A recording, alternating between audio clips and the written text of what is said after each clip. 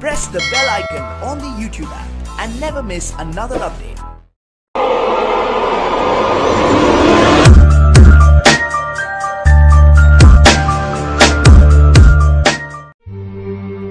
Hello guys, welcome back to my anonymous teacher YouTube channel. मैं हूं आपके साथ इवल डेवल और आप देख रहे हैं इनोनिमस टीचर यूट्यूब चैनल, जहां पर आपको फ्री में एथिकल हैकिंग ट्रेनिंग दी जाती है। एथिकल हैकिंग की टिप्स एंड ट्रिक्स बताए जाते हैं और भी हैकरों की एडवांस ट्रिक्स एंड टिप्स आपको फ्री में बताए जाते हैं। आपको हम फ्री में हर चीज प्रोवाइड करते हैं। अगर आप चाहे तो मुझे फेसबुक पर भी फॉलो कर सकते हैं। आप मेरे पेज को लाइक करना बिल्कुल मत भूलिए, लिंक आपको डिस्क्रिप्शन में मिल जाएगा। अगर आप चाहे तो मुझे इंस्टाग्राम पर भी फॉलो कर सकते हैं, लिंक आपको उसका डिस्क्रिप्शन में मिल जाएगा। आप मुझे वहां पर जाकर इजीली फॉलो कर सकते हैं। अगर आपको हमारी वीडियो पसंद आते हैं तो प्लीज लाइक एंड शेयर कर दिया करें और कमेंट करके हमें बताया भी करें कि आपको वीडियो हमारी कैसी लगती है। सो फ्रेंड, बिना वक्त ज़ाया किए हम इस ट्यूटोरियल को शुरू करते हैं। So friend, let's get started.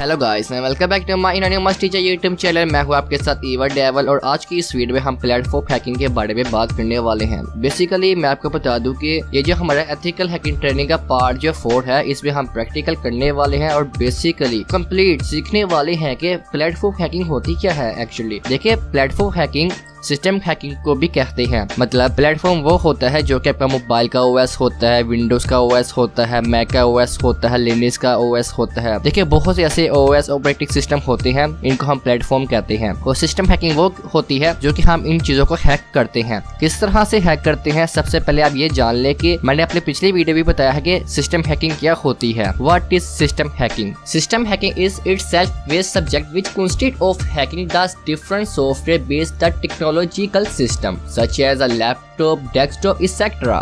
System hack is defined as a compromise of the computer system and software to gain to access the target computer and steal the misuse their sensitive information.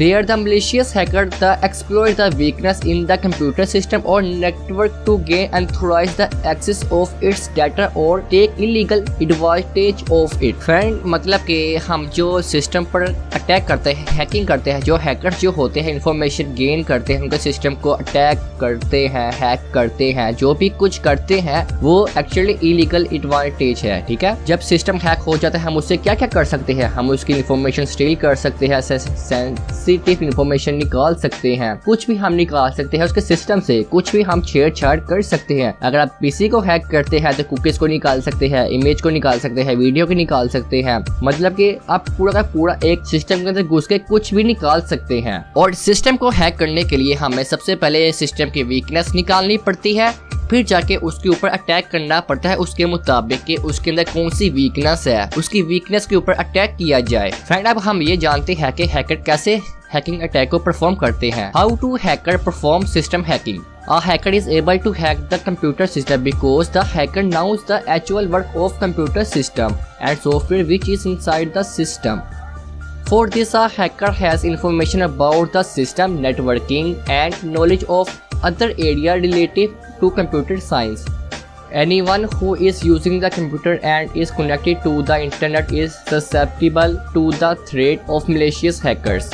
These online villains actually generally use the viruses, malware, Trojan, worm, phishing techniques, email spoofing, social engineering, operating system vulnerability or code vulnerabilities to get to access the victim system. Friend, मतलब कि hacker जो होता है उसको पता होता है कि सिस्टम पे अभी क्या चल रहा है, कौन सा सॉफ्टवेयर वर्क कर रहा है, या फिर उसके अंदर उसको पता चल जाता है कि इसकी क्या वीकनेस है, क्या क्या क्या इसकी कमजोरियां हैं। अगर उसको नहीं पता होगा तो वो सबसे पहले अपने जिसको हैक करना करना चाहता है, जिस सिस्टम को हैक करना चाहता है, सबसे पहले उसकी इन्फॉर्मेशन को गैदरिंग करेगा, उसके मुताबिक ही वो उसको सिस्टम को हैक करने की कोशिश करेगा और उसके सिस्टम को बाईपास करने के लिए सबसे पहले उसके फायरवॉल को बाईपास करेगा, फिर उसके जो एंटीवायरसेस होते हैं सबसे पहले उसको बाईपास करेगा या फिर उसको ऑफ कर देगा किसी न किसी तरह। वो कैसे करेगा, उसके सिस्टम को कैसे हैक करेगा, वो इस तरह से हैक करेगा कि विक्टिम को कन्विंस कर सकता है, ईमेल स्पूफिंग कर सकता है, सोशल इंजीनियरिंग कर सकता है, उसके सिस्टम की वल्नरेबिलिटी निकाल सकता है, वीकनेस निकाल सकता है। अगर वीकनेस मिली तो उसके थ्रू उसके सिस्टम के अंदर घुस सकता है या फिर नेटवर्क के अंदर कोई भी पोर्ट ओपन हुआ था वो उसके थ्रू भी अपना मेलवेयर, ट्रोजन, जितने भी वायरसेस होते हैं, जो सा वो वायरसेस विक्टिम के अंदर इंस्टॉल करवाना चाहता है वो इस तरह से इंस्टॉल करवा सकता है। फ्रेंड्स, सिस्टम को हैक करने के लिए रैट का यूज किया जाता है। रैट क्या होता है अब मैं आपको ये भी बता देता हूँ। किसी भी यूट्यूब चैनल ने आपको ये नहीं बताया होगा कि रैट क्या होता है। एक्चुअली सबको यही पता है कि रैट एक एप्लीकेशन है जिससे पेलोड बनाए जाते हैं, लेकिन इसकी फुल फॉर्म भी किसी को ही पता होती है। इसकी फुल फॉर्म है रैट की रिमोट एक्सेस ट्रोजन। से ये होता है कि आप पेलोड बनाते हैं, वायरसेस बनाते हैं जो कि एप्लीकेशन के अंदर बिल्ड करके किसी भी सिस्टम को अंदर इंस्टॉल करवाया जा सकता है, जिससे आप किसी के भी सिस्टम को रिमोटली कंट्रोल कर सकते हैं। इससे आप सिस्टम हैक हो जाता है, आप जो चाहे वो कर सकते हैं। तो मैं बता दूं what is RAT. RAT is a remote access control, जिससे हम सिस्टम के अंदर एक कंट्रोल बना सकते हैं अपना। A remote control access trojan is a malware program that include a backdoor for control our target computer that are usually downloaded invisibly with a user request program such as a game or send an email attachment। Friend, मतलब कि rat जो होता है एक programme है जो जिससे हम एक बैकडोर बना भी सकते हैं टारगेट के कंप्यूटर में। मतलब उससे ये होगा कि टारगेट को विक्टिम जो होगा उसको पता नहीं चलेगा कि हम उसके सिस्टम में आ भी रहे हैं और जा भी रहे हैं। बैकडोर बनाने के लिए आप ईमेल स्पूफिंग का भी यूज कर सकते हैं या फिर किसी गेम के अंदर, किसी भी ऐप के अंदर उसको बाइंड करके उसके सिस्टम के अंदर इंस्टॉल करवा सकते हैं। ये सब कुछ होता है रैट के अंदर। रैट से हम क्या क्या कर सकते हैं फ्रेंड? रैट से हम की लॉगर से हम देख सकते हैं कि वो क्या क्या कर रहा है, उसका बिहेवियर देख सकते हैं। ठीक है, उसकी हम फाइल को डाउनलोड कर सकते हैं, डिलीट कर सकते हैं, पूरा एक्सेस हमें मिल जाता है। हम चाहे तो उसके ब्राउजर के अंदर जाकर ईमेल पासवर्ड भी निकाल सकते हैं, उसकी फाइल फोल्डर्स को रीड भी कर सकते हैं, राइट भी कर सकते हैं, रीड भी कर सकते हैं, डिलीट भी कर सकते हैं, कुछ भी कर सकते हैं फ्रेंड, कुछ भी। और ये कैसे पॉसिबल है हम आज वीडियो पे प्रैक्टिकल करके देखेंगे। सो फ्रेंड, अब हम बात करते हैं व्हाट इज आईपी एड्रेस। देखिए इसका इस पे क्या काम है पूरा आपको समझना पड़ेगा, क्योंकि ये मेन टॉपिक है जिससे आप हैकिंग में बहुत ज्यादा काम लेने वाले हैं। आईपी एड्रेस को आपको अच्छे से समझना पड़ेगा। आईपी एड्रेस क्या होता है, देखिए आने वाले दिनों में मैं आपको बताऊंगा कि आईपी एड्रेस कैसे बनता है। एक पूरा एक मैक एड्रेस होता है जो कि पूरा एक कन्वर्ट होता है आईपी एड्रेस पे। वो कैसे होता है, मैक तो आपको पता है मीडिया एक्सेस पॉइंट होता है, और जो आईपी एड्रेस होता है वो एक डिवाइस की आइडेंटिटी होती है। जैसे इंसान की आइडेंटिटी होती है, उसको पहचानने के लिए उसके लिए CNIC नंबर जो होता है वो इंसान का जो नंबर है वो उसकी आइडेंटिफाई है, आइडेंटिटी है। ठीक है, तो जो हमारे कंप्यूटर में जितनी भी डिवाइसें लगी होती हैं, जैसे राउटर हो गया, आपका मोबाइल हो गया, आपकी ब्लूटूथ हो गया, आपका वाईफाई हो गया, वाईफाई कार्ड हो गया, ये जितनी भी डिवाइसें हैं इसका अलग से एक आईपी एड्रेस होता है और इसको हम आइडेंटिटी भी कहते हैं डिवाइसेस की। देखिए इंटरनेट से हम जो भी कुछ डाउनलोड करते हैं सबसे पहले उसके पास हमारा आईपी एड्रेस जाता है। आपको पता है कि इंटरनेट में पैकेट्स के थ्रू हम चीजों को एक्सेस करते हैं। अगर आप कोई चीज डाउनलोड कर रही है तो आपको पता ही है कि वो पैकेट्स के थ्रू हमारे पास आती है। वो कैसे आती है, आपने कभी ये गौर किया है? नहीं किया होगा। देखिए इंटरनेट में आपका आईपी एड्रेस सबसे पहले उसके पास जाता है। ठीक है, उसके पास चला गया आपका आईपी एड्रेस, जो भी आप कुछ सर्फ कर रहे हैं या फिर चीजें डाउनलोड कर रही है उसके सर्वर में। फिर उसका सर्वर क्या करता है कि इंटरनेट में जो पैकेट्स है आपके आईपी एड्रेस पे सेंड करता है, तो वो आपकी कंप्यूटर की लोकेशन पे आते हैं। इस तरह से ये आईपी एड्रेस काम करता है। आईपी एड्रेस को आपको अच्छे से समझना पड़ेगा। तो फ्रेंड बात करते हैं what is an IP address. का आंसर है every machine on a network has a unique identifier. Just as you would address a letter to send in the mail computer, the unique identifier to send the data to specific computer on the network. Most network today, including all computer on the network, use the TCP/IP protocol as a standard for how to communicate to the network. In the TCP/IP protocol, the unique identifier for the computer is called its IP address. Friend, मतलब के IP address जो है वो device की identity है। आप कोई भी इलीगल एक्टिविटी करते हैं या फिर लीगल एक्टिविटी करते हैं, लोग्स में आपका आईपी एड्रेस ही जाता है। देखिए हर चीज में आईपी एड्रेस ही यूज होता है, और जो ये आईपी एड्रेस है ये इजीली ट्रैक भी हो जाता है, क्योंकि इसमें जो आप एक्टिविटी कर रहे होते हैं लोग्स बनाकर ये आईपी एड्रेस सेव कर रखा होता है इंटरनेट की दुनिया में। ये आपको नहीं पता, इसलिए तो आपका आईपी एड्रेस ट्रेस हो जाता है कि ये इंसान इस वक्त कहाँ पर है, उसकी डिवाइस कहाँ पर है, कहाँ पर वर्क कर रही है, एक्सेट्रा। अगर आप इंटरनेट की दुनिया में या नेटवर्क की दुनिया में किसी के साथ भी कम्युनिकेट कर रहे हैं, टीसीपी प्रोटोकॉल का यूज कर रहे हैं या किसी भी प्रोटोकॉल का यूज कर रहे हैं, तो उसपे सबसे पहले आपका आईपी एड्रेस ही जाएगा, फिर ही दूसरा प्रोटोकॉल यूज होगा। फिर मतलब कि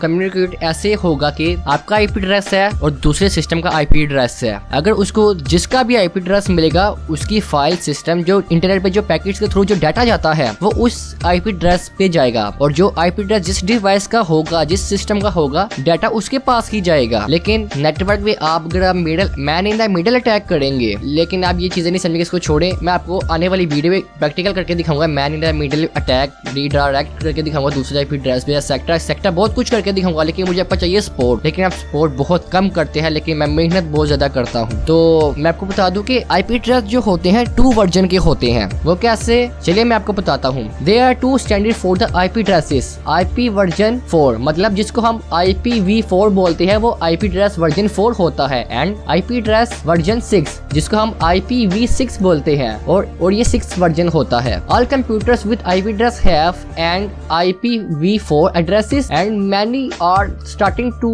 use the new IPv address। मतलब कंप्यूटर पे जो IP एड्रेस जो यूज हो रहा, जिसके पास वर्जन 4 होता है, तो वो IP एड्रेस को न्यू स्टार्ट कर देता है। ये आप नहीं समझेंगे, मैं आने वाले दिनों में आपको बताऊंगा IP एड्रेस के बारे में पूरा डिटेल के साथ प्रैक्टिकली समझाऊंगा। लेकिन मैं इसको यहाँ पे स्टॉप करता हूँ। आपको मैंने यहाँ पर सिस्टम हैकिंग सिखानी है। सिस्टम हैकिंग में आपको सब कुछ करके दिखाऊंगा कि कैसे प्रोसीजर कैसे वर्क कर रहा है। फिर मैंने आपको IP एड्रेस के बारे में इसलिए बताया है क्योंकि हम जो यहाँ पर पेलोड बनाएंगे, सिस्टम को हैक करेंगे, तो वो कैसे बनाएंगे। देखिए हमने ना विक्टिम और अपने जो हमारा हैकिंग टूल होगा उसके दरमियान एक कनेक्शन बनाना है। वो कैसे कनेक्शन बनेगा, वो हमारे आईपी एड्रेस से बनेगा। इंटरनेट की दुनिया में मतलब नेटवर्क की दुनिया में हमारा आईपी एड्रेस यूज होगा। हम जिस रेट का भी यूज करेंगे पेलोड बनाने के लिए, वायरसेस, मेलवेयर, जो भी कुछ हम जो जिस टाइप का वायरस बनाना चाहते हैं, उसके दरमियान कनेक्शन डालने के लिए हम पेलोड के अंदर अपना आईपी एड्रेस ऐड करेंगे, ताकि विक्टिम जहाँ कहीं भी हो, जैसे ही वो इंटरनेट से कनेक्ट होगा तो वो हमारा आईपी एड्रेस और उसके आईपी एड्रेस की तरह आपस में कनेक्ट हो जाएंगे,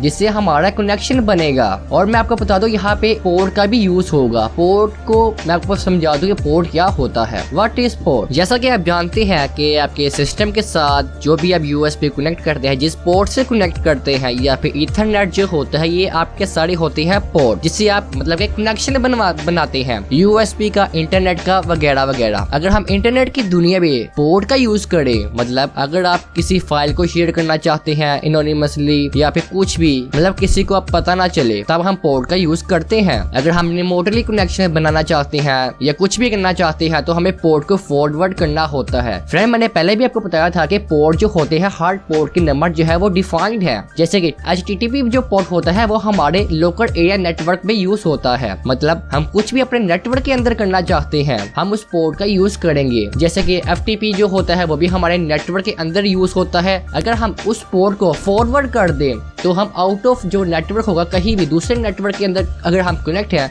तो हम उस फाइल को या उस चीज को वहां भी एक्सेस कर सकते हैं। ये होता है पोर्ट का काम। सिक्योर शेल, HTTP, FTP और बहुत से ऐसे पोर्ट है जो कि लोकल एरिया नेटवर्क पे यूज होते हैं, और इनके पोर्ट नंबर भी डिफाइंड है। जैसे HTTP का होता है 443, सिक्योर शेल का होता है 22, FTP का, ये सारे सबके नंबर जो है डिफाइंड है, ठीक है। और ये पोर्ट फॉरवर्ड जो हम पोर्ट फॉरवर्ड जो करते हैं वो 3 टाइप के होते हैं। जो एक होता है लोकल पोर्ट फॉरवर्डिंग, दूसरा होता है रिमोट पोर्ट फॉरवर्डिंग, और होता है डायनामिक पोर्ट फॉरवर्डिंग, ठीक है। ये 3 पोर्ट फॉरवर्डिंग है जिनको आपको समझना पड़ेगा अच्छे से। मैं पहले भी समझा चुका हूँ आपको बस एक दफ़ा रिवीजन करने की ज़रूरत है, मेरे ट्यूटोरियल को देखने की ज़रूरत है। देखिए मैं फिर भी थोड़ा बहुत आपको बता रहा हूँ ताकि आप इस प्रोसीजर को अच्छे से समझे। अब मैं आपको बताता हूँ कि IP एड्रेस और पोर्ट हम क्यों यूज़ करेंगे। देखिए हम GCP RED का यूज़ करेंगे जब हम पेलोड बनाएंगे, जब हम कोई भी वायरस बनाएंगे तो उसके अंदर हम अपना जो होगा IP एड्रेस ऐड करेंगे सिस्टम का, जो कि हमें राउटर जो प्रोवाइड कर रहा होगा, और हम उसमें पोर्ट भी ऐड करेंगे। पोर्ट ये करेगा कि हमारे सिस्टम में, IP एड्रेस तो ये करेगा कि वो हमें बताएगा कि ये जो आपका विक्टिम है आपके सिस्टम के साथ उसको कनेक्शन करेगा, मतलब उसको कनेक्ट करेगा। पोर्ट जो होगा वो ये देखेगा कि सिस्टम के अंदर किस एप्लीकेशन के अंदर जाना है, किस पैकेट्स को कहाँ पर भेजना है। फिर वो रेड की जो हम रेड एप्लीकेशन यूज कर रहे होंगे, फिर उसके अंदर हम लिसनर स्टार्ट करेंगे। हम वहाँ पे वही पोर्ट नंबर लिखेंगे जो कि हमने विक्टिम के पेलोड जब बनाते वक्त दिया होगा। पोर्ट फॉरवर्ड करते वक्त हमने एक पोर्ट ओपन करना होता है, एक पोर्ट क्लोज करना होता है। ये आपको अच्छी से समझना पड़ेगा, तो मैं आपको प्रैक्टिकल करके दिखाऊंगा, तो तभी आप इसको अच्छे से समझ पाएंगे। फ्रेंड आप ये मान लें कि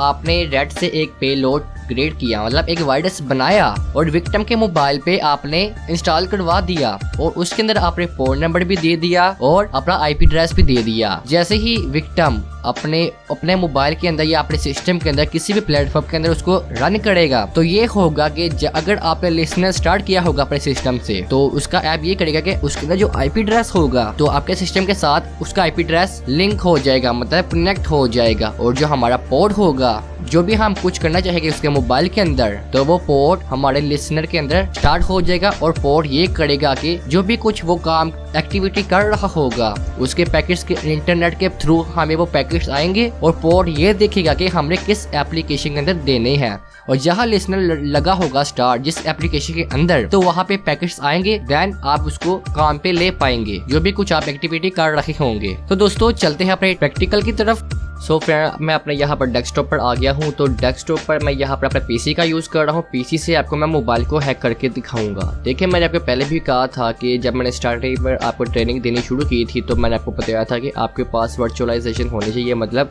एक वर्चुअल बॉक्स होना चाहिए जिसके अंदर आप अपना विंडोज़, लिनक्स, कोई भी ऑपरेटिंग सिस्टम इसके अंदर इंस्टॉल करके आप इसके अंदर पेनिट्रेशन टेस्टिंग कर पाए। बिकॉज हम कुछ भी सॉफ्टवेयर का यूज़ करते हैं, मे भी हो सकता है कि उसके अंदर पेलोड इंजेक्ट हो ऑलरेडी, जिसका आपका सिस्टम डैमेज भी हो सकता है और हैक भी हो सकता है। आप इंटरनेट से जो भी कुछ चीज़ें डाउनलोड करते हैं, अगर वो ट्रस्टेड नहीं है तो आप इनको VMware वर्कस्टेशन में चलाकर देख सकते हैं। जैसे कि मैंने VMware वर्कस्टेशन पे अपनी विंडो इंस्टॉल की हुई है, आप यहाँ पर देख सकते हैं, ठीक है। और यहाँ पर मैंने एंड्रॉयड का भी इंस्टॉल किया हुआ है। तो इसके अंदर मैं पेनिट्रेशन टेस्टिंग करूँगा, आपको मैं हैक करके दिखाऊंगा ये एंड्रॉयड पूरा, ठीक है। और यहाँ पर मैं विंडोज 7 का यूज़ कर रहा हूँ, तो अगर आप चाहें तो कोई भी विंडो का यूज़ कर सकते हैं। और जैसा कि मैंने आपको बताया था कि यहाँ पर मैं एक रेड का यूज़ करूँगा, ठीक है। ये एक रेड है स्पाइनोट, जो कि एक पॉपुलर रेड है, लेकिन ये अनडिटेबल रेड नहीं है, मतलब इसको कोई भी एंटीवायरस डिटेक्ट कर सकता है, लेकिन इसको आप पर डिपेंड करता है कि आप इसको कैसे अनडिटेबल बनाते हैं, ठीक है। अनडिटेबल बनाने की भी वीडियो भी मैं अपने चैनल पर अपलोड करूँगा। तो इसको मैं ओपन कर लेता हूँ, इसको कैसे चलाना है। देखिए इसकी कुछ रिक्वायरमेंट है। अगर आप विंडो 10 पे चलाएंगे तो ये इजीली वर्क करेगा, कोई भी एरर नहीं आएगा इसको चलाते वक्त, ठीक है। अगर आप विंडोज 7 पर इसको चला रखे हैं तो आपके पास रिक्वायरमेंट ये है कि आपके पास जावा इंस्टॉल होना चाहिए और माइक्रोसॉफ्ट का .NET इंस्टॉल होना चाहिए। तो मैंने ऑलरेडी इन दोनों को इंस्टॉल किया हुआ है, तो मुझे कोई एरर नहीं आएगा दिखने को। तो मैं इसको ओपन कर लेता हूँ।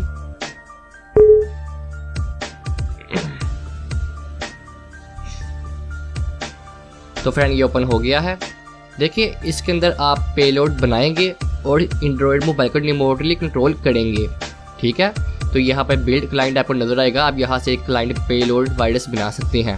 तो यहाँ मैं बिल्ड क्लाइंट पे क्लिक करता हूँ, ये ओपन हो जाएगा।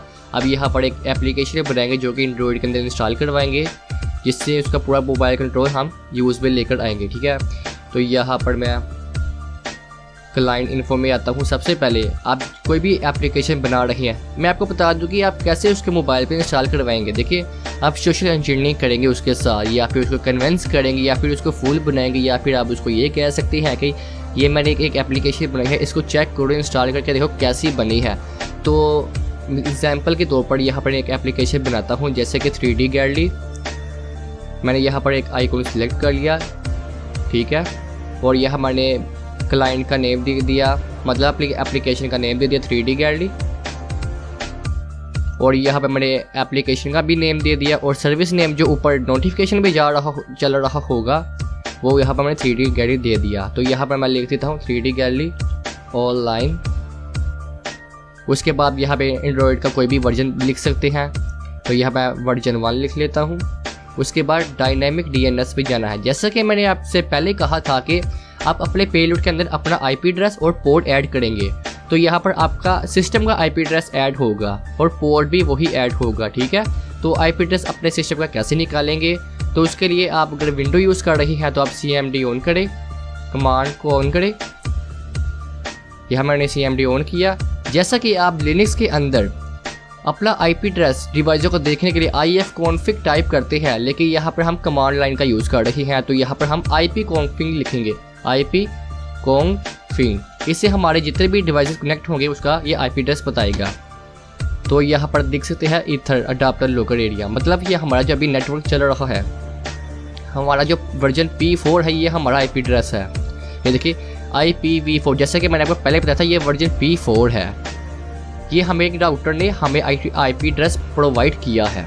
देखिए ये एक मेन IP एड्रेस है जो कि आपकी हर चीज़ पे यूज़ होता है, जो कि राउटर प्रोवाइड करता है और दूसरी चीज़ें प्रोवाइड करती है जो भी आप डिवाइस यूज़ करते हैं।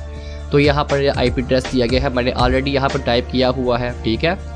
और यहाँ पर आप पोर्ट देंगे, मतलब अगर आप अपने नेटवर्क के अंदर, मतलब आपके राउटर के अंदर, आपके नेटवर्क के अंदर जितने भी क्लाइंट कनेक्ट है उसको आप हैक करना चाहते हैं उसके अंदर तो आपको HTTP पोर्ट देना होगा। मतलब HTTP पोर्ट जो होता है वो लोकल पोर्ट होता है, जो कि जस्ट आपके नेटवर्क के अंदर ही वर्क करता है, नेटवर्क के बाहर वर्क नहीं करता। अगर आप पोर्ट को फॉरवर्ड करते हैं तब वो आउट ऑफ नेटवर्क अटैक होगा, फिर वर्क करेगा।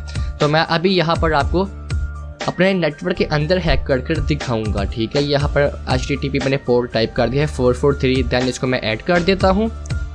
उसके बाद दोस्तों आप प्रॉपर्टीज़ भी आए। प्रॉपर्टीज़ भी आने के बाद यहाँ पर इसके काफ़ी ज़्यादा फीचर्स हैं।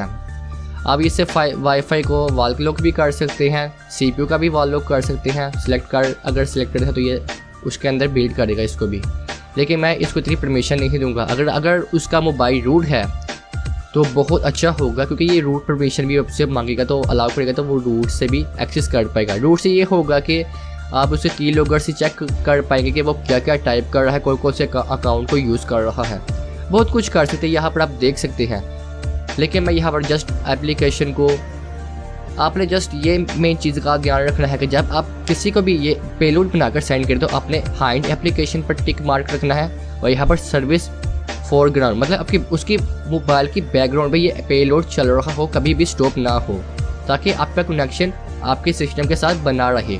ओके गाइस, तो अब हम आते हैं मार्जिंग में।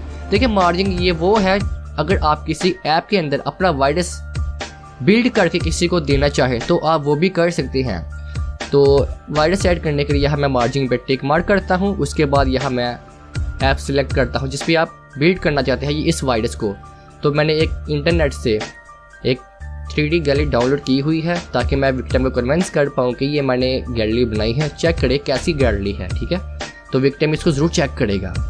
तो मैं इसको ओपन कर लेता हूँ। इसके बाद अब यहाँ पर पैकेज का नेम दे दे, यहाँ पर मैं दे देता हूँ 3D गैलरी। उसके बाद दोस्तों 3D गैलरी। उसके बाद दोस्तों आपने यह बिल्ड पे क्लिक करना है। बिल्ड पे क्लिक करने के बाद आपका जहाँ पे स्पाइन नोट है, जैसे कि मैं डेस्कटॉप पर पड़ा हुआ यहाँ पर देख सकते हैं, आपने उस डायरेक्टरी पे जाना है, इसको ओपन करना है। ओपन करने के बाद यहाँ पर आपने पैच के अंदर जाना है। पैच के अंदर जाने के बाद आपको यह 2 वायरसेस मिलेंगे, जो कि ये इसको रिमोट कंट्रोल करने के लिए पेलोड हैं। आप इसको इसके साथ बिल्ड करेंगे। ओके गाइस, तो यहाँ पैच जो 1 दिया गया रिलीज, आप इसको ही सिलेक्ट करें, इसको सिलेक्ट ना करें, ठीक है। पहले को सिलेक्ट करिए, काफ़ी अच्छा वर्क करता है। तो मैं इसको ओपन कर लेता हूँ। ओपन करने के बाद दोस्तों ये होगा कि कुछ ही टाइम में ये आपका पेलोड बनाना शुरू कर देगा। ये देखिए पेलोड बना रहा है, इसको बनाने में थोड़ा टाइम भी लग सकता है। अब जितना बड़ी एप्लीकेशन भी इसको बिल्ड करेंगे उसको इतना ही टाइम बनने में लगेगा। लेकिन मैं आपको ये बता दूँ कि ये जो छोटा मोटा रेट है, इससे आप बड़ी बड़ी एप्लीकेशन को बाइंड नहीं कर सकते, जैसे कि व्हाट्सएप के अंदर नहीं बाइंड कर सकते, बड़ा फेसबुक जो है उसके अंदर बाइंड नहीं कर सकते, क्रोम के अंदर बाइंड नहीं कर सकते, गूगल की जो जितने भी एप्लीकेशन है बड़ी वाले आप उसके अंदर बाइंड नहीं कर सकते, ठीक है। आपको ये समझना पड़ेगा। ये देखिए ये इसका प्रोसीजर चल रहा है, कैसे ये बाइंड कर रहा है, ये डिकोडिंग कर रहा है, फिर ये पेलोड बाइंड कर रहा है, फिर ये डिसोर्सिफाई को डिकोडिंग कर रहा है, ठीक है। फिर उसके बाद ये दोबारा से इसको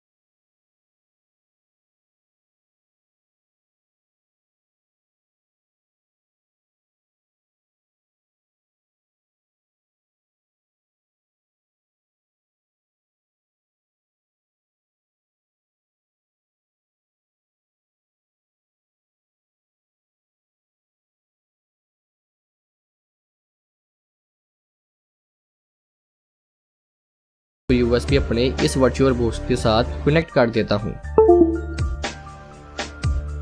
तो यह मैंने वर्चुअल बॉक्स के साथ अपना ये USB कनेक्ट कर दिया ताकि इसको मैं इसके अंदर इंस्टॉल करवा पाऊँ, ठीक है गाइस।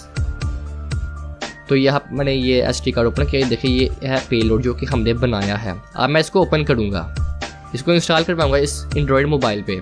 ये देखिए जो हमने आइकॉन दिया था ये वैसा ही आया है, जो हमने एप्लीकेशन का नेम दिया था वैसा ही आया है। आपको मैं बता दूं ये हम जो रेट यूज़ कर रहे हैं ये इतना खास रेट नहीं है, क्योंकि ये इसको अच्छे से कोई लोकल एंटीवायरस भी होगा ना, जो 2 नंबर एंटीवायरस जो चीज़ों को स्कैन नहीं करता ये उसको भी पकड़ लेगा। तो आपको इसको अनडिटेबल बनाना पड़ेगा, पूरा FUD मोड बनाना पड़ेगा ताकि इसको कोई भी एंटीवायरस डिटेक्ट ना कर पाए। वो मैं आने वाली वीडियो में बताऊँगा कैसे आप बना सकते हैं। तो इसका मैं इंस्टॉल कर लेता हूँ। सबसे पहले हमारा पेलोड इंस्टॉल होगा, उसके बाद ये देखिए ये वार्निंग दे दी है, कहता है ये वायरस है, हम आपकी डिवाइस के लिए ख़तरनाक है। अगर आप इसको इंस्टॉल करना चाहते हैं तो आप यहाँ पर टिक मार करके इंस्टॉल करवा दें। तो ये मैं इसको इंस्टॉल कर लेता हूँ। देखिए ये हमारा वायरस इंस्टॉल हो चुका है, ओके। अगर इसको ओपन करते हैं तो हमारा वो एप्लीकेशन आएगा जो कि हमने इसके साथ बाइंड किया है, ठीक है। अगर चाहे तो इसको भी इंस्टॉल कर सकते हैं, विक्टिम ताकि शक ना हो। तो यहाँ पर ये इंस्टॉल हो चुका है, ओके गाइस। अब हमारा काम ये है कि हमने दोबारा अपनी विंडो पे जाना है और यहाँ पर हमने पोर्ट को लिसनिंग पे लगवाना है, ठीक है। तो गाइस यहाँ पर देखिए लिसनिंग करना है पोर्ट, हमारा वहाँ से पोर्ट ओपन हो चुका है और यहाँ हमारे सिस्टम पर आकर क्लोज हो, मतलब कनेक्शन करना है। तो यहाँ मैं लिसनिंग पोर्ट पर जाऊँगा और यहाँ पर मैं 443 लिखूँगा जो कि हमारा पोर्ट होगा। यहाँ पर हम अपना IP एड्रेस इसलिए नहीं लिख रहे क्योंकि हमारा IP एड्रेस हमारा सिस्टम के साथ कनेक्ट है, मतलब हमारे सिस्टम के साथ ऑलरेडी है, जो कि वो कनेक्शन भेजेगा हमारे सिस्टम के अंदर भेजेगा।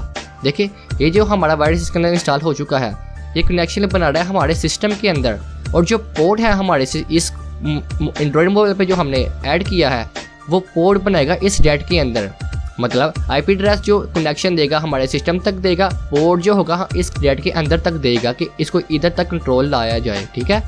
तो यहाँ पर इसको मैं ऐड करके इसको ओके कर देता हूँ। तो ये मैंने लिसनिंग पे लगा दिया है। अब ये देखिए साथ ही कनेक्शन बन गया जैसे ही मैंने लिसनिंग पे लगाया है। अब यहाँ पर देख सकते हैं कि इसका IP एड्रेस आ चुका है। यहाँ पर आप देख सकते हैं कि एक मोबाइल कनेक्ट हो चुका है, मतलब हमारा एंड्रॉयड मोबाइल एक्टिव है। ये हमारे लोकल एरिया नेटवर्क भी अभी ये वर्क कर रहा है। मैं आपको आउट ऑफ नेटवर्क भी करके दिखाऊंगा कैसे कर सकते हैं। ये अभी हमारे नेटवर्क के अंदर है। तो दोस्तों ये कैसे कनेक्शन बना है आपको मैंने बताया है, जैसा कि हमने जो एप्लीकेशन अपने मोबाइल पे इंस्टॉल करवाई है उसके अंदर हमने अपना जो है IP एड्रेस दिया है और पोर्ट दिया है। पोर्ट नंबर हमने दिया 443 मतलब HTTP पोर्ट दिया है जो कि हमारे लोकल एरिया नेटवर्क पे चलता है, मतलब हमारे वाईफाई पे वो चलता है, वाईफाई के बाहर नहीं चलता किसी भी नेटवर्क के अंदर। तो वो कनेक्शन कैसे बना रहा है, देखिए ये एंड्रॉयड मोबाइल है हमारे और ये है विंडो। तो उसने कैसे कनेक्शन बनाया है सबसे पहले हम ये समझेंगे, बाद में हम आगे प्रोसेस में जाएंगे। तो ये हमारा जो ये देखिए समझ ले हमने जो एप्लीकेशन इस पर इंस्टॉल करवाया है, ये जो 3D गैलरी है आप यहाँ पर देख सकते हैं, ये जो 3D गैलरी है इसके अंदर हमने अपना आईपी एड्रेस दिया है और इसमें एक पोर्ट दिया है 443। आईपी एड्रेस जो है हमारे सिस्टम के साथ भी वही आईपी एड्रेस है, मतलब आईपी एड्रेस एक जगह और दूसरी जगह आईपी एड्रेस आपस में कनेक्शन बना रहे हैं। एंड्रॉयड का आईपी एड्रेस और विंडो का आईपी एड्रेस आपस में कनेक्टेड हो चुके हैं और पोर्ट ये करेगा कि हमने किस प्रोसेस के अंदर जाना है, किस सॉफ्टवेयर के अंदर जाना है। ठीक है, ये जो हम कुछ भी इंटरनेट पे एक्टिविटी करेंगे वो उसके सारे पैकेट्स हमारे इस सिस्टम के होते हुए इस रेड के अंदर आएंगे। तो आपको इसको समझना पड़ेगा मैं क्या कहना चाह रहा हूँ। ठीक है, ये देखिए यहाँ पर लिखा हुआ है आईपी एड्रेस और पोर्ट दिया गया है, ये हमारा पेलोड कनेक्ट है। तो आप अगर यहाँ पर राइट क्लिक करेंगे तो यहाँ पर इसकी सारी चीज़ें आ जाएंगी, मेन्यू, इसके सारे ऑप्शन वगैरह आ जाएंगे। यहाँ से आप फाइल मैनेजर को ओपन करके देख सकते हैं कि इसके एंड्रॉयड मोबाइल पे क्या क्या चीज़ें इंस्टॉल हैं। ठीक है, आप देख सकते हैं यहाँ पे सारे फोल्डर दिए गए हैं। अगर आप चाहे तो इस फोल्डर को डाउनलोड कर सकते हैं, डिलीट कर सकते हैं, कॉपी कर सकते हैं, इसका नाम चेंज कर सकते हैं। यहाँ पर आप देखें पूरा आपको सब कुछ एक्सेस करने के लिए सब कुछ दिया गया है, कुछ भी कर सकते हैं। अब यहाँ पर देखें SMS दिया गया है, SMS मैनेजर से आप कुछ भी कर सकते हैं। SMS आप किसी के देख सकते हैं। आप इससे 2 फैक्टर ऑथेंटिकेशन को भी बाईपास कर सकते हैं, मतलब बाईपास नहीं करेंगे, एक तरह का हैक करेंगे। अगर आपने उसके मोबाइल पे फिजिकल एक्सेस ऐसे बना लिया है, अगर कोई भी 2 फैक्टर ऑथेंटिकेशन कोड आएगा तो आप यहाँ से देख उसको इजीली बाईपास कर सकते हैं। ठीक है कोई गाइस। उसके बाद आता है हमारे कॉल्स मैनेजर। अगर आप किसी को चाहे तो यहाँ पर इसकी कॉल हिस्ट्री भी देख सकते हैं, लेकिन ये एक इमुलेटर है तो मैंने यहाँ कुछ भी नहीं किया हुआ। अभी भी मैंने इसको एंड्रॉयड को इंस्टॉल किया था, तो यहाँ पे मुझे भी कुछ नहीं देखने को मिलेगा। आपको बता दूँ यहाँ पर आप कॉन्टैक्ट लिस्ट देख सकते हैं, उसकी लोकेशन चेक कर सकते हैं, उसके मोबाइल के अंदर कौन कौन से अकाउंट एक्टिव है वो भी देख सकते हैं। यहाँ से आप कैमरा खोल के उसको कैप्चर भी कर सकते हैं और उसकी वॉइस भी रिकॉर्ड कर सकते हैं, जो भी कुछ उसके मोबाइल के इर्द गिर्द हो रहा होगा। और विक्टिम को ये सब कुछ पता भी नहीं चलेगा कि उसके साथ, उसके मोबाइल के साथ ये हो रहा है। ठीक है, अगर आप चाहे तो इसकी एप्लीकेशन को भी चेक कर सकते हैं कि इस पर कौन कौन सी एप्लीकेशन इंस्टॉल है, आप देख सकते हैं। अगर आप चाहे तो यहाँ से अनइंस्टॉल भी करवा सकते हैं और इसकी प्रॉपर्टी भी चेक कर सकते हैं कि कहाँ इंस्टॉल है। पूरा पाथ आपको यहाँ पर बताएगी और इसको कौन कौन सी परमिशनें दी गई हैं। और यहाँ पर हम आते हैं तो यहाँ पर आपको शेल टर्मिनल भी मिलेगा। शेल टर्मिनल के बारे में आपको इतना कुछ पता नहीं होगा, लेकिन बहुत अहमियत रखता है शेल टर्मिनल भी। एंड्रॉयड एक्चुअली इससे ही वर्क करता है पूरा मैनुअल तरीके से। और इसमें की लॉगर दिया गया है। की लॉगर क्या होता है मैं ऑलरेडी बता चुका हूँ। की लॉगर वो होता है आपके एंड्रॉयड मोबाइल पे जो आप कीबोर्ड यूज़ करते हैं, जो भी कुछ आप टाइप कर रहे होंगे वो सब कुछ यहाँ पर शो हो रहा होगा। अगर आपने की लॉगर भी ऐड किया होगा, तो मैंने की लॉगर ऐड नहीं किया तो ये अब देखिए हमें परमिशन नहीं देगा, कैन नॉट एक्सेस, क्योंकि हमने इसको परमिशन नहीं दी थी। और अगर आप यहाँ पर चाहे तो फ़ोन किसी को कॉल भी कर सकते हैं, SMS भी सेंड कर सकते हैं, उसका वॉलपेपर भी चेंज कर सकते हैं, आप इस पर ब्राउज भी कर सकते हैं। ओके गाइस, तो यहाँ पर आप देखिए क्लाइंट भी आएंगे तो यहाँ पर आप उसका डायनामिक भी चेंज कर सकते हैं। डायनामिक DNS मैं आपको एक बात बता दूं, ये जो हमारा IP एड्रेस है सिस्टम का, जो कि हमें ये जो हमें सिस्टम का जो IP एड्रेस है ये हमारे स्टैटिक IP एड्रेस होना चाहिए। मतलब हमारा जो राउटर होता है जब रिबूट होता है तो उसका ये जो IP एड्रेस जो हमें प्रोवाइड कर रहा होता है वो चेंज हो जाता है। वो इसलिए हो जाता है क्योंकि हमें पीछे से जो ISP जो होता है जिससे हमने नेट लगवाया होता है वो हमें अलाउ नहीं करता स्टैटिक IP। ठीक है, लेकिन मैंने अच्छा सा राउटर यूज़ कर रहा हूँ और अच्छे वाला इंटरनेट यूज़ कर रहा हूँ तो मुझे स्टैटिक IP अलाउ किया हुआ है, इसलिए मुझे इसको छेड़छाड़ करने की ज़रूरत नहीं है। ठीक है, अगर आपका स्टैटिक IP एड्रेस नहीं है तो आपके राउटर के अंदर स्टैटिक डायनामिक DNS होगा, आप उस पर होस्टिंग लेकर उसको अपने IP एड्रेस को लगा सकते हैं। जैसे ही आपको मैं आने वाली वीडियो में करके दिखाऊंगा वो कैसे होगा। ओके गाइस, तो यहाँ पर आप चाहे तो इसका IP एड्रेस भी चेंज कर सकते हैं, पोर्ट भी चेंज कर सकते हैं। अगर आप किसी और सिस्टम पे इसको साथ कनेक्ट करना चाहते हैं, जैसे कि मेरे पास दूसरा लैपटॉप है, कोई और है, उसका मैं IP एड्रेस यहाँ पर ऐड करूँगा और अपने पोर्ट का नंबर यहाँ पर ऐड करके उसको ऐड कर दूँगा ताकि मैं उस लैपटॉप से भी इसको एक्सेस कर पाऊँ। आपको ये समझना पड़ेगा। ओके गाइस, और यहाँ पर अगर चाहे तो आप चैट भी कर सकते हैं। जब आप चैट पर क्लिक करेंगे तो एक हैकर की तरह आप चैट कर पाएंगे। कैसे, यहाँ पर मैं उसका कोई भी नाम दे देता हूँ, जैसे कि ईवल डेवल। ओके गाइस, उसके बाद ओके करता हूँ, यहाँ पर चैट स्टार्ट हो जाएगी। अब यहाँ पर कुछ भी टाइप लिखकर आप सेंड कर सकते हैं। तो विक्टिम का जो मोबाइल होगा वो शौक जाएगा कि यहाँ पर एकदम ओपन क्या हो गया और यह एक पेज ओपन हो जाएगा। यहाँ पर अगर विक्टिम कुछ भी टाइप करता है, जैसे कि ये मैंने टाइप कर दिया और साथ ही सेंड कर दिया, तो ये देखिए आपस में आप चैट कर सकते हैं। विक्टिम ऐसे हैरान हो जाएगा कि मेरे मोबाइल पर ये हो कौन रहा है और कौन मैसेज कर रहा है। ऐसे काफ़ी ज़्यादा इंटरनेट पे रेड है जो कि बहुत से फीचर्स प्रोवाइड करते हैं। लाइव स्ट्रीम भी प्रोवाइड करते हैं, जो भी कुछ एक्टिविटी विक्टिम कर रहा होगा। ठीक है, इस तरह से आप लोकल एरिया नेटवर्क में इसको हैक कर सकते हैं। तो अब हम बात करते हैं आउट ऑफ नेटवर्क कैसे हम इसको हैक करेंगे। तो उसके लिए हमें दोबारा से मैं यहाँ पर आता हूँ, इसको मैं अनइंस्टॉल कर देता हूँ इस एप्लीकेशन को।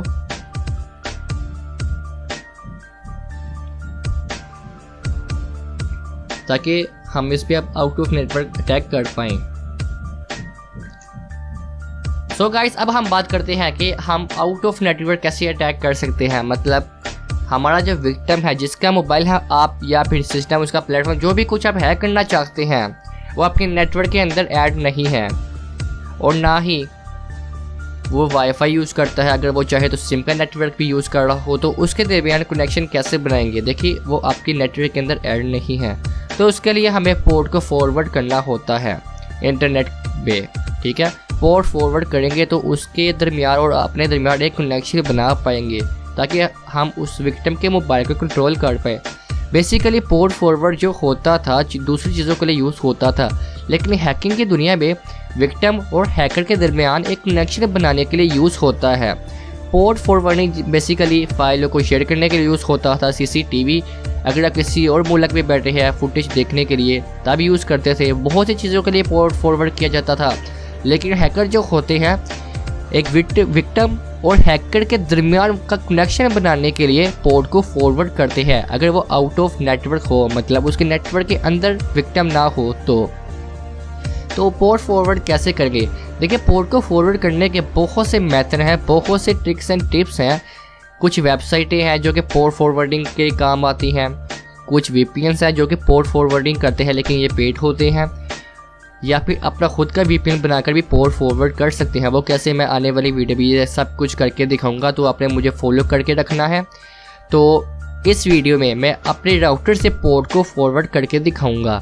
तो उसके लिए मैं यहाँ पर ब्राउज़र ओपन कर लेता हूँ। यहाँ पर मैं अपने राउटर का IP एड्रेस टाइप करता हूँ, उसके बाद एंटर करता हूँ। इसके बाद यहाँ पर यहाँ पर मैं राउटर का IP एड्रेस टाइप किया, देन एंटर। उसके बाद मैं इसको लॉगिन कर लेता हूँ।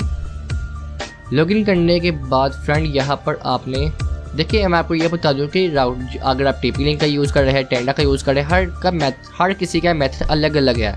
और मैं ये भी बता दूँ कि अगर आपका ISP प्रोवाइड करता है, अलाउ करता है, पीछे से एक्सेस देता है कि आप पोर्ट को फॉरवर्ड कर सकते हैं, तभी आप पोर्ट को फॉरवर्ड कर पाएंगे। अदरवाइज पोर्ट फॉरवर्ड नहीं होगा। अगर ISP अगर आपको अलाउ नहीं करेगा, आपको ये बात समझनी पड़ेगी। लेकिन कुछ ISP अलाउ नहीं करते। तो यहाँ पर मैं PTCL का मॉडेम यूज़ कर रहा हूँ, तो यहाँ से मैं PTCL से पोर्ट को फॉरवर्ड करके दिखाऊंगा। तो कैसे करते हैं, मेथड सबका एक है, लेकिन लॉगिन करने का तरीका सबका आपको ढूंढना पड़ेगा। देखिए यहाँ पर आपको पोर्ट ढूंढना पड़ेगा, कहाँ पर है पोर्ट फॉरवर्डिंग। तो यहाँ पर मैं चला जाता हूँ नेट पर, और ये देखिए वर्चुअल सर्विस नज़र, आपको राउटर के अंदर ना वर्चुअल सर्वर ढूंढना पड़ेगा, या फिर आपको पोर्ट फॉरवर्डिंग के नाम से एक आएगा, आपको उस पर क्लिक करना पड़ेगा। तो ये आप इस पेज पे आ जाएंगे। तो यहाँ पर हमने कोई भी पोर्ट फॉरवर्ड अभी नहीं किया हुआ, तो यहाँ पर हम ऐड पर क्लिक करेंगे। ऐड पर क्लिक करने के बाद दोस्तों यहाँ पर आपको अपना IP एड्रेस देना पड़ेगा। बेसिकली IP एड्रेस तो हमें बीच में भी कहा जाता है, लेकिन यहाँ पर मुझे नहीं कहा गया, तो इसलिए यहाँ पर मैं अपने सिस्टम का IP एड्रेस दूंगा। तो यहाँ पर मैं दोबारा से CMD ऑन कर लेता हूँ। इस पर मैं दोबारा से टाइप करता हूँ ipconfig।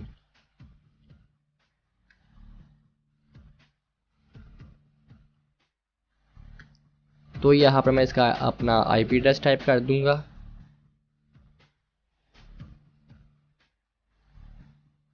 192.168.1.4.129। तो ये मेरा IP एड्रेस है जो कि मुझे राउटर ने प्रोवाइड किया है। उसके बाद आपको एक्सटर्नल पोर्ट देना होगा। तो हमारा एक्सटर्नल पोर्ट जो होगा वो होगा हमारा 1337। ओके, उसके बाद हमें यहाँ पर इंटरनल पोर्ट देना होगा, वो भी 11337, और हमें TCP पोर्ट फॉरवर्ड करना होगा।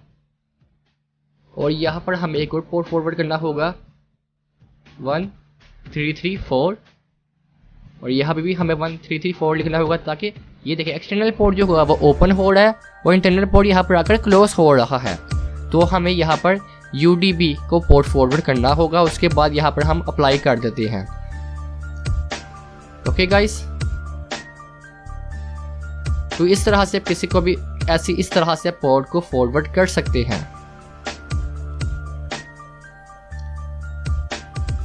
मेरा ऑलरेडी पोर्ट फॉरवर्ड हो रहा है, लेकिन मैंने इस तरह से नहीं किया। मैं एक अलग वर्चुअल सिस्टम का यूज़ कर रहा हूँ और अलग से एक पोर्ट फॉरवर्ड किया हुआ है, जो कि मैंने एक पेड पोर्ट फॉरवर्ड किया हुआ अपने राउटर के अंदर, जो कि मेरा एक पेड है जो कि मैंने पूरा का पूरा राउटर के अंदर इंस्टॉल लगे उसको सेटअप किया हुआ है। वो मैं आपको आने वाली वीडियो में बताऊंगा कैसे सेटअप कर सकते हैं पूरे VPN को अपने राउटर के अंदर। तो मैं आपको बता दूं हमारा पोर्ट फॉरवर्ड हो चुका हुआ है। अब हम आउट ऑफ नेटवर्क अटैक करेंगे, ठीक है। अब यहाँ पर देख सकते हैं कि यहाँ पर ये PT से मेरा कनेक्ट है। ओके गाइस, सो फ्रेंड, हमारा पोर्ट फॉरवर्ड हो चुका है। तो हम प्रैक्टिकल करते हैं कि कैसे हम इसको वर्क में लेंगे। देखिए हमारा पोर्ट फॉरवर्ड हो गया है, लेकिन हम जो पेलोड बनाएंगे उस पे जो हमने पोर्ट को फॉरवर्ड किया होगा वही हम इसके अंदर ऐड करेंगे। बाकी सारा का सारा प्रोसीजर वैसे ही है, ठीक है।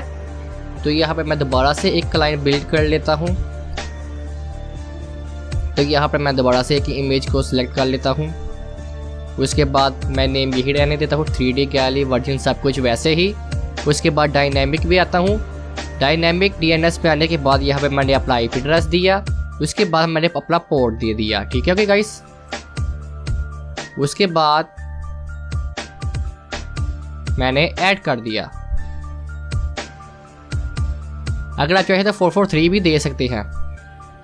443 जो पोर्ट होगा, ये दोनों मैंने पोर्ट इसलिए ऐड कर दिए हैं ताकि अगर हमारे आउट ऑफ नेटवर्क हो तब भी ये कनेक्ट करे, अगर नेटवर्क के अंदर हो तब भी ये हमारा फिजिकल एक्सेस बना रहे, ठीक है। तो ये अच्छे से वर्क करेगा। तो आप प्रॉपर्टीज़ में जाते हैं, तो ये अगर आप चाहे तो इसको हाइड भी कर सकते हैं, लेकिन इस बार मैं इसको हाइड नहीं करूँगा एप्लीकेशन को। देन इसको मैं मार्जिन कर लेता हूँ। मार्जिन मैं इसको एप्लीकेशन के साथ बाइंड कर देता हूँ। उसके बाद यहाँ मैं नेम लिखता हूँ 3D गैलरी। दैन दोस्तों उसके बाद इसको मैं दोबारा से बिल्ड कर देता हूँ। बिल्ड आपको पता है कि कैसे करना है, जैसे कि मैंने आपको बताया कि इसका एक पैच फोल्डर के अंदर जाना है। आपको इसका यहाँ पर वायरस पेलोड मिल जाएगा। आपको इसके साथ इसके अपना बिल्ड कर लेना है एप्लीकेशन। तो ये बिल्ड हो रहा है, इस पर टाइम लगेगा क्योंकि ये बड़ा एप्लीकेशन है। 3D गैलरी जो है 4 MB का एप्लीकेशन है, इसलिए इसको थोड़ा सा टाइम लग जाएगा बिल्ड होने में।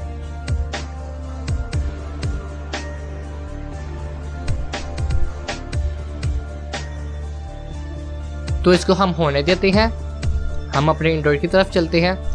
यहाँ पर आपको मैं दिखा दूँ कि यहाँ पर कोई भी पहले भी पेलोड इंस्टॉल नहीं है। तो यहाँ पर मैं आपको सेटिंग में ले जाता हूँ। सेटिंग में जाने के बाद ऐप पे जाता हूँ। तो यहाँ पर आप देख सकते हैं कि यहाँ पर अभी कोई पेलोड इंस्टॉल नहीं है। डाउनलोड में आप देख सकते हैं, और यहाँ रनिंग में भी कोई पेलोड नहीं चल रहा है, आप देख सकते हैं।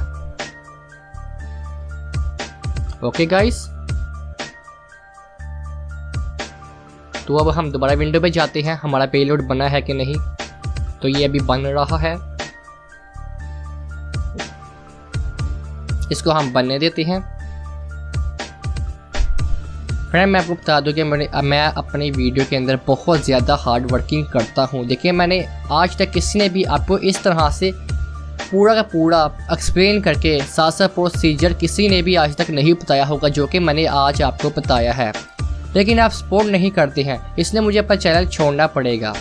तो दोस्तों आप यहाँ पर देख सकते हैं कि यहाँ पर इसने क्लाइंट बना दिया है। इसके मैं डेस्कटॉप पर कॉपी कर लेता हूँ। उसके बाद मैं इसका नेम चेंज कर देता हूँ 3D गैलरी।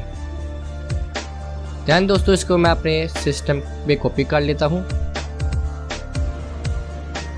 कॉपी करने के बाद इसको मैं USB पे कॉपी कर लेता हूँ ताकि मैं इसको वर्चुअल बॉक्स पे इंस्टॉल कर पाऊँ। लेकिन आपको इस पेलोड को ना अपने विक्टिम के मोबाइल पे इंस्टॉल करवाना है, किसी भी तरह फिजिकल एक्सेस बनवाना है आपने।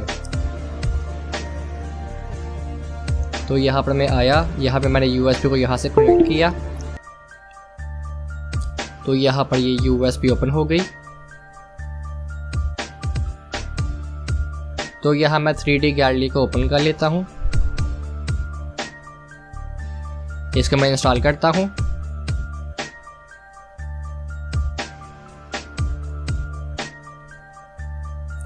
अब मैं इसको ओपन कर लेता हूँ। उसके बाद मैं जो हमारा रियल एप्लीकेशन है उसको भी इंस्टॉल कर लेता हूँ।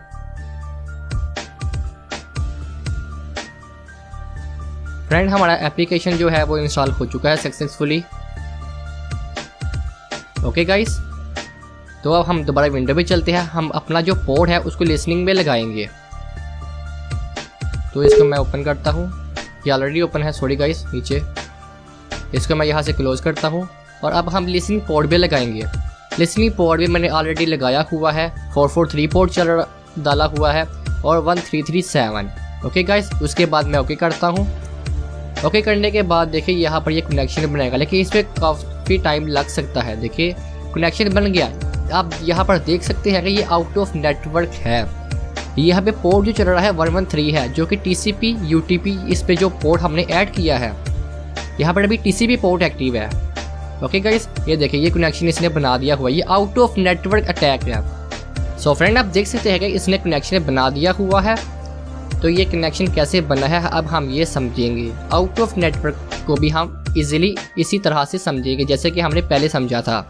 यहाँ पर आप देखिए एंड्रॉयड पे ये जो मेरा एप्लीकेशन है 3D गैलरी, इस पर हमने आउट ऑफ नेटवर्क वाला पोर्ट फॉरवर्ड किया हुआ है अपने राउटर से। 1337 इस पे पोर्ट ऐड है। ठीक है, आपको मैं दिखा दूं पहले कि आपको कंफर्म करवाता हूँ कि इसके अंदर वही पोर्ट ओपन है ना। तो यहाँ पर मैं जाता हूँ क्लाइंट पे और यहाँ पर एडिट DNS पे जाता हूँ। देखिए यहाँ पर कौन सा पोर्ट ऐड है, 1337। ठीक है, ये आउट ऑफ नेटवर्क अटैक है। तो इसको मैं क्लोज करता हूँ। ये देखिए इस पर वही पोर्ट ओपन है जो कि हमने राउटर से फॉरवर्ड किया था। अब राउटर क्या कर रहा है कि उस पोर्ट को इंटरनेट की दुनिया में फॉरवर्ड कर रहा है हमारे IP एड्रेस के थ्रू। अब ये क्या करेगा, ये जैसे ही पेलोड इंटरनेट के साथ कनेक्ट होगा, आपको पता है कि इंटरनेट की दुनिया में पैकेट के थ्रू डाटा ट्रांसफ़र होता है। अब इसका डाटा मोबाइल का ट्रांसफ़र हो रहा है इस पेलोड के थ्रू इंटरनेट से होकर हमारे IP एड्रेस भी आ रहा है। हमारा IP एड्रेस हमारा सिस्टम है, देखिए हमारे सिस्टम पे आ रहा है। और किस प्रोसेस पे जाना है, किस सॉफ्टवेयर के अंदर जाना है, उसके लिए हम पोर्ट को यूज़ करते हैं। जैसे कि मैंने आपको पहले बताया था, तो पोर्ट हमारा फॉरवर्ड हो रहा है 1337। तो ये हमारा हमने यहाँ पर लिसनिंग पे लगाया। अब यहाँ पर देख सकते हैं कि 1337 पोर्ट हमने लिसनिंग पे लगाया हुआ है। तो इंटरनेट के डाटा ट्रांसफ़र होके पैकेट्स के थ्रू इसके अंदर जा रहा है, जिससे हम इसको एक्सेस कर पा रहे हैं। ठीक है, अब यहाँ से चाहे जो मर्जी चाहे कर सकते हैं, जैसे कि मैंने आपको पहले बताया था। फ्रेंड, इस तरह से आप किसी भी प्लेटफॉर्म को हैक कर सकते हैं। लेकिन मैंने आपको जस्ट समझाया है कि प्लेटफॉर्म ऐसे हैक होते हैं और इनके दरमियान ऐसे कम्युनिकेट किया जाता है, ऐसे कनेक्शन बनाया जा सकता है। आने वाली वीडियो में आपको मैं बताऊंगा कि विंडोज़ को कैसे हैक किया जाता है, मैक OS को कैसे हैक किया जाता है, लिनक्स के डिस्ट्रीब्यूशन को कैसे हैक किया जाता है, और इन रेड को, इन पेलोड को हम अनटीटेबल भी FUD मोड में भी लाएंगे आने वाली वीडियो में इंशाल्लाह। लेकिन गाइस, में भी हो सकता है कि मैं YouTube चैनल पे वर्क करना छोड़ दूँ, क्योंकि आप इतना सपोर्ट नहीं करते। क्यों छोड़ दूंगा मैं अपना YouTube चैनल, उसके लिए मैं अलग से एक वीडियो बनाऊंगा, तो आप उसको ज़रूर वॉच करना। फ्रेंड, मैं आपको फिर से समझा देता हूँ कि और कैसे फॉरवर्ड हो रहा है। आई होप कि आपको पिछला सारा प्रोसीजर अच्छे से समझ लग गया होगा। देखिए हमने राउटर से पोर्ट फॉरवर्ड किया है, तो राउटर क्या कर रहा है, हमारे पोर्ट को आउट ऑफ इंटरनेट में फॉरवर्ड कर रहा है। मतलब हमारा जो राउटर है उसके बाद वाला जो हिस्सा है जो कि पूरा इंटरनेट की तरफ है, हमारा पोर्ट उसकी तरफ फॉरवर्ड कर रहा है। मतलब पूरी दुनिया में हमारा पोर्ट फॉरवर्ड हो रहा है, और जहाँ लिसनिंग हो रहा होगा वहाँ पे ये उसको वहाँ पर कम्युनिकेट करेगा, वहाँ पर उसको कनेक्शन देगा, कनेक्ट करेगा और इंटरनेट के पैकेट के थ्रू आपस में कम्युनिकेट करेगा। जो भी कुछ आप करना चाहते हैं वो सब कुछ ये करेगा। आई होप कि आप समझ गए होंगे कि पोर्ट फॉरवर्ड कैसे हो रहा है और कैसे वर्क कर रहा है। आपको फिर मैं स्टार्टिंग से शुरू से बताता हूँ कि हम जो रेड यूज कर रहे हैं, हम जब वायरस बनाते हैं किसी का मोबाइल का कंट्रोल करने के लिए, मतलब उसको हैक करने के लिए, हम उस पर अपना IP एड्रेस ऐड करते हैं और अपना पोर्ट देते हैं। अगर आप आउट ऑफ नेटवर्क अटैक कर रहे हैं तो उसका पोर्ट देंगे। अगर आप अपने नेटवर्क के अंदर रह कर किसी के मोबाइल को यूज करना चाहते हैं, उसको कंट्रोल लाना चाहते हैं, उसकी रिमोटली कंट्रोल करना चाहते हैं, तो उस पे HTTP पोर्ट देंगे जो कि 443 है। तो हम उस पे 443 पोर्ट ऐड कर देते हैं। जैसे ही वायरस बन जाता है, हम फिजिकल एक्सेस बनाने के लिए विक्टिम को कन्विंस करते हैं या फिशिंग करते हैं या फिर कन्विंस करते हैं, किसी ना किसी तरह उसके मोबाइल के अंदर अपना वायरस इंस्टॉल करवा देते हैं, जिससे हमारा फिजिकल एक्सेस बन जाता है। और फिजिकल एक्सेस बनने के बाद ये होगा कि जब आप अपने सिस्टम के अंदर अपना पोर्ट लिसनिंग पे लगाओगे जो कि आपने वायरस पे दिया होगा, तो उसका जो वायरस, उसका मोबाइल जो है वो ये करेगा कि जो वायरस के अंदर IP एड्रेस होगा और जो पोर्ट नंबर होगा, IP एड्रेस तो आपके सिस्टम तक पहुंच गया क्योंकि आपके IP एड्रेस उसकी आइडेंटिटी थी आपके सिस्टम की। तो IP एड्रेस जो हुआ वो आपके सिस्टम तक पहुंच गया क्योंकि आपका IP एड्रेस आपका सिस्टम था। ओके, तो पोर्ट ये करेगा कि पोर्ट आपके इंटरनेट के अंदर जाएगा, उसके बाद आपके सिस्टम के अंदर जाएगा। सिस्टम के अंदर आने के बाद जिस किसी एप्लीकेशन पर लिसनिंग पे लगा होगा तो वो उसके सारे इंटरनेट के पैकेट्स उस एप्लीकेशन के अंदर जाएंगे। जैसे कि डेट हो गया तो सारे पैकेट उसके अंदर जाएंगे और आपस में हम फिर कम्युनिकेट कर पाएंगे। इस तरह से आप रिमोट कंट्रोल कर सकते हैं। इसको हम रिमोट कंट्रोल ट्रोजन कहते हैं। वैसे तो ऐसी ट्रेनिंग आपको कोई भी नहीं देगा, लेकिन मैं देता हूँ, लेकिन मेरे पास इतना टाइम नहीं होगा क्योंकि मैं हो सकता है कि कुछ और काम करना शुरू कर दूं, ये सब कुछ छोड़ दूं। फ्रेंड, आई होप कि आपको ये ट्यूटोरियल जरूर पसंद आया होगा। आपका बहुत बहुत शुक्रिया कि आपने मेरे इस ट्यूटोरियल को एंड तक वॉच किया। इस पे आपको बहुत ज्यादा फायदा हुआ होगा अगर आपने इसको एंड तक वॉच किया है विदाउट स्किप किए कुछ भी। और अगर आप चाहे तो हमें फेसबुक पर भी फॉलो कर सकते हैं, मेरे पेज को भी लाइक कर सकते हैं और इंस्टाग्राम पर भी मुझे फॉलो कर सकते हैं। अगर आप चाहे तो मुझे व्हाट्सएप पर कॉन्टेक्ट करके मुझसे बात भी कर सकते हैं। सो फ्रेंड, आज के लिए इतना ही। शुक्रिया, अल्लाह हाफिज, अपना ख्याल रखिएगा, bye bye and take care.